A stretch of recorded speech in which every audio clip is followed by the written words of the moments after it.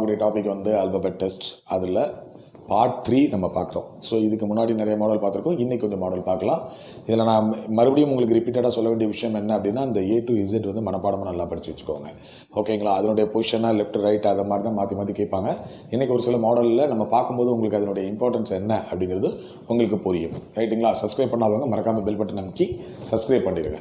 Okay, நம்ம இப்போ டேரெக்டாக சம்முக்கு போகலாம். என்னென்னு பாருங்க, நான் ஃபஸ்ட் சம் வாசிக்கிறேன். If the second of the following alphabet is written in the reverse order, which letter will be exactly middle between 8th letter from the left and 11th letter from the right hand அப்படின்னு கொடுத்து என்ன கொடுத்துருக்காங்க, A to Z வரைக்கும் கொடுத்துருக்காங்க இல்லைங்களா? So அதுக்கப்புறம் option கொடுத்துருக்காங்க. இப்போது நான் இங்கே வந்து பாருங்கள், A to Z வரைக்கும் எழுதிட்டேன், ரைட்டுங்களா? உங்களுக்கு தெரியும் கரெக்டாக எக்ஸாக்டாக 13th லெட்டர் என்ன, எம்முக்கு அப்புறம் இருக்கிறது செகண்ட் ஆஃப். அந்த செகண்ட் ஆஃபை நான் திரும்ப ரிவர்ஸில் எழுத சொல்லியிருக்காங்க, ரைட்டுங்களா? ரிவர்ஸில் எழுதிட்டோம். இப்போ வந்து ABCDEFGHIJKLM இதுக்கப்புறம் செகண்ட் ஆஃப் இருக்கு இல்லையா, அதை ZYXWVUTSRQPON அப்படின்னு ரிவர்ஸில் எழுதிட்டேன். சரி, அவங்க சொன்ன மாதிரி எழுதியாச்சு. அடுத்த என்ன அப்படின்னு பார்த்தீங்கன்னா, exactly which letter will be exactly middle between the 8th letter from the left. So from the left எனக்கு இந்த சைடு ரைட், அது மாதிரி நீங்கள் எழுதுகிறவங்களுக்கு இந்த சைடு ரைட்டு, இந்த சைடு லெஃப்ட்டு. இது ஃப்ரம் த லெஃப்டில் இருந்து 8வது லெட்டர், ஃப்ரம் த லெஃப்டில் இருந்து. அப்போ 8வது லெட்டர் என்ன நமக்கு தெரியும், H கோடிங்கில் படிச்சிருக்கோம். கோடிங் அண்ட் டிகோடிங்கில் ஹெச்னுடைய பொசிஷன் என்ன, 8வது லெட்டர், இதுதான் 8th லெட்டர்.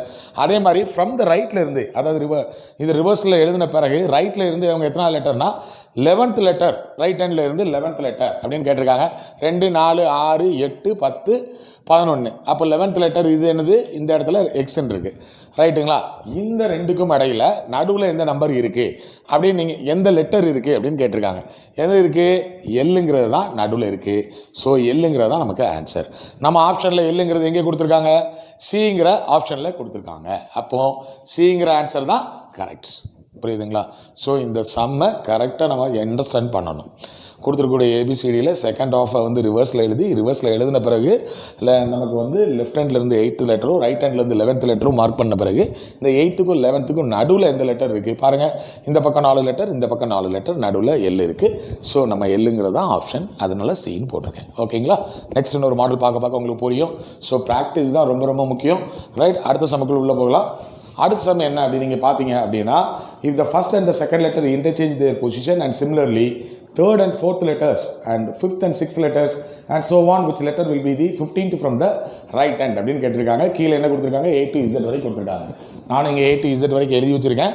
அவங்க என்ன கேட்டிருக்காங்க அப்படின்னா, first and second letter interchange அப்படின்னு என்ன இருக்கும், பியும் ஏ இன்டர்சேஞ்ச் ஆகிட்டு, டியும் சியும் இன்டர்சேஞ்ச் ஆகிடுச்சு, எஃப்இயும் ஆயிடுச்சு, H and G JI LK NM PO RQ TS VU XW ZY interchange பண்ணியாச்சு.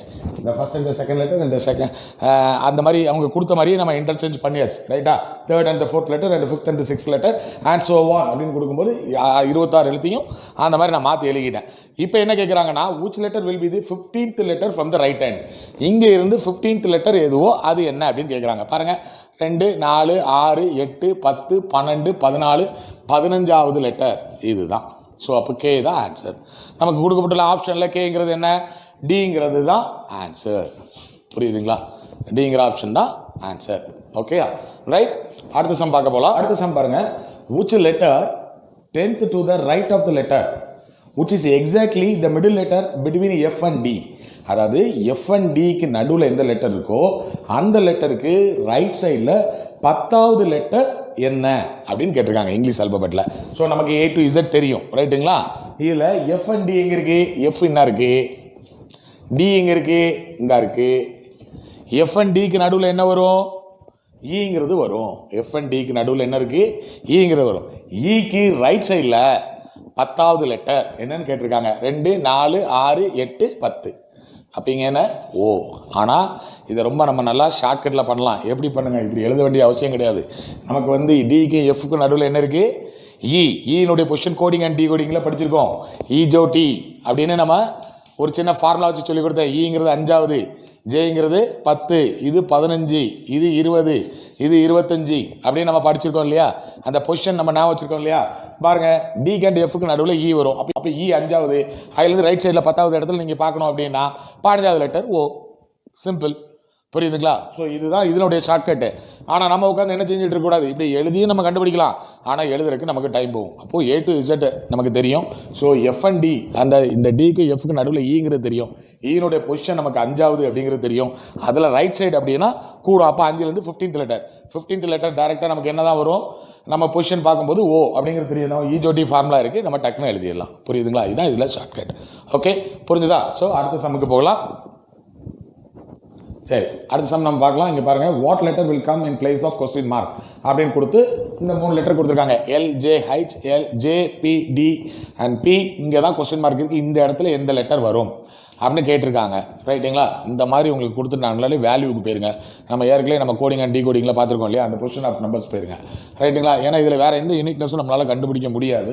ஸோ அதனால் சொல்ல வர இதில் நம்ம வேல்யூ பார்த்தீங்கன்னா கரெக்டாக இருக்கும். இப்போ பாருங்களேன், எல்லுனுடைய வேல்யூ என்ன அப்படின்னு நீங்கள் பார்த்தீங்கன்னா 12.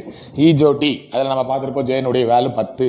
ஹெச் அப்படின்னா உங்களுக்கு தெரிஞ்சிருக்கும் 8 அப்படின்னு. இதை கூட நீங்கள் ஞாபகம் வச்சுக்கலாம். ஜிக்கு அடுத்த லெட்டர் இப்போ வந்து 7G ரெயின்போ காலனின்னு ஒரு படம் வந்தது இல்லையா, அப்போ அதை வந்து 7ன்னு நீங்கள் ஞாபகம் வச்சுக்கோங்க. அடுத்தல ஹெச்ங்கிறது 8ன்னு ஞாபகம் வச்சுக்கோங்க. ரைட்டுங்களா? டிங்கிறது உங்களுக்கு தெரியும் 4. பிங்கிறது நமக்கு தெரியும், ஈஜோட்டியில் வந்து ஓங்கிறது 15, அப்போ பிங்கிறது வந்து என்னது 16. அதே மாதிரி ஜேங்கிறது நமக்கு 10ன்னு தெரியும். ஸோ பிங்கிறது 16ன்னு தெரியும். ஈங்கிறது 5ன்னு தெரியும். ரைட்டுங்களா? இப்போ இதில் பாருங்கள், 12, 10, 22, 22 + 8 30. அதே மாதிரி இங்கே பாருங்கள், 10, 16, 26, 26 + 4 30. ஸோ இங்கே 16, 5, 21, இங்கே வந்து அப்போ 9 வந்தால் 30 வருது. ஸோ எல்லா இடத்தையும் சம் பண்ணி பார்க்கும்போது 30ங்கிறது வந்திருக்கு. ஸோ அப்போ இங்கே 30 வரணும்னா இங்கே எத்தனை லெட்டர் இருக்கணும் நமக்கு? இப்போ 16, 5, 21, அப்போ 21 + 9 தான். அப்போ 9வது லெட்டர் நமக்கு என்ன அப்படின்னு பார்த்தீங்கன்னா நமக்கு I தான் ஆன்சர். புரியுதுங்களா? அப்போது ஐங்கிறது நமக்கு எந்த ஆப்ஷனில் இங்கே கொடுக்கப்பட்டிருக்கு அப்படியே நீங்கள் பார்த்தீங்கன்னா சிங்கிற ஆப்ஷனில் நமக்கு கொடுக்கப்பட்டிருக்கு. அப்போது சி தான் ஆன்சர். ஓகேங்களா? ரைட். அப்போது அடுத்தது ஒரு மாடல் போகலாம். அடுத்து வேற ஒரு மாடல் பார்க்கலாம். ரைட். இப்போ அடுத்த சம் பார்க்கலாம். இங்கே பாருங்கள், if second alphabet in each of the word is change to next alphabet in the English alphabetical order, how many words having 2 vowels will be formed அப்படின்னு சொல்லி ஒரு 5 வார்த்தை கொடுத்துருக்காங்க. என்னென்ன கொடுத்துருக்காங்க? and, for, the, big, some அப்படின்னு கொடுத்துருக்காங்க. இந்த கொடுக்கப்பட்டுள்ள வார்த்தைகளை இந்த 2வது லெட்டர்ஸ்க்கு அடுத்த லெட்டர் எழுதி ஒரு புதுசாக வேர்டை ஃபார்ம் பண்ண பிறகு அந்த புதுசாக ஃபார்ம் பண்ண வேர்டில் 2 வவல் இருக்கக்கூடிய வார்த்தைகள் எத்தனை இருக்குது அப்படிங்கிறது கொஸ்டின். ஓகேங்களா? இப்போ என்னுக்கு அடுத்த வார்த்தை, அடுத்த லெட்டர் என்ன அப்படின்னு பார்த்தீங்கன்னா AOD. ரைட்டா? என்னங்கிற இடத்துல அடுத்த லெட்டர் போட்டிருக்கோம் OD. அது மாதிரி F, அதுக்கு அடுத்த செகண்ட் லெட்டர் இதில் வந்து ஓக்கு அடுத்த லெட்டர் வந்து P. ஓகேங்களா? இங்கே வந்து த. அப்போ ஹைச்சுக்கு அடுத்த லெட்டர் என்ன? ஹைச்சுக்கு அடுத்த லெட்டர் என்ன அப்படின்னு பார்த்தீங்கன்னா I. ஓகேங்களா? ரைட். அதே மாதிரி பிக், ஐக்கு அடுத்த லெட்டர் என்ன? J. ரைட்டுங்களா? ரைட். அடுத்த சம்முக்கு யூக்கு அடுத்த லெட்டர் என்ன? V. யூக்கு அடுத்த லெட்டர் V. ரைட்டுங்களா? ரைட். இப்போ நம்ம ஆன்சர் என்ன கொடுக்கணும்? இதை இப்படி எழுதின பிறகு, மாற்றி எழுதின பிறகு இதில் 2 வவல் இருக்கக்கூடிய வார்த்தைகள் எத்தனை? இப்போ இந்த வார்த்தையில் எத்தனை? 2 வவல் இருக்குது. ரைட்டு. இங்கே வவலே இல்லை, இங்கே 2 வவல் இருக்குது. IND. இங்கே வவலே இல்லை, இங்கே ஒரே ஒரு வவல், இங்கேயும் வவலே இல்லை, இங்கேயும் வவலே இல்லை. மொத்தத்தில் நமக்கு இங்கே ஆன்சர் என்ன? 2 அப்படிங்கிறது தான். 2 வார்த்தையில் மட்டும்தான் இருக்குது. அது எங்கே இருக்குது அப்படின்னு நீங்கள் பார்த்தீங்கன்னா அப்போ 2ங்கிறது ஆன்சர். அது எந்த ஆப்ஷனில் இருக்குது அப்படின்னா Bயில் இருக்குது. அப்போ B தான் கரெக்டான ஆன்சர்.